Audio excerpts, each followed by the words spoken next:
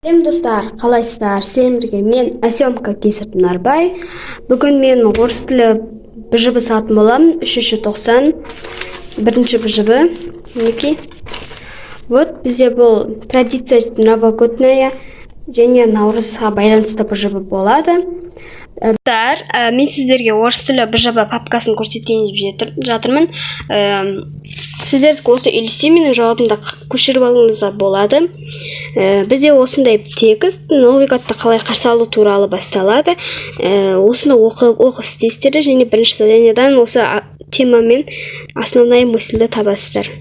Және екінші заданиеда 2 тонких және 2 толстых вопросты тексттен өздеріңіз қарастырып аласыздар. Мен қарастырып көрсеткенмін сіздерге, және эссе осы видеоның ішіне салатын боламын. Біздің бірінші заданиямыз, яғни оған ат қоясың және оның негізгі идеясын табасың.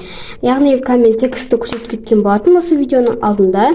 Мен өзінің темасына Новый год празднует по-разному разных деген теманы қойдым. Основная мысльді қарап алсаңыздар болады. Және екінші заданиеге кететін болсақ, 2 тонкий, 2 толстый вопростар қоясыздар. Және менің сұрағым сияқты қойсаңыздар болады.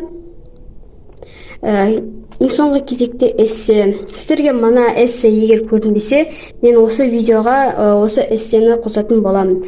Фотосымен бірге. Сол кезде жақсырақ көрінер. Егер де ұнаса, лайк басыңыздар, каналға жазылуды ұмытып кетпеңіздер. Және менің Instagram аккаунтым да бар, оған тіркеліңіздер. Сау болыңыздар.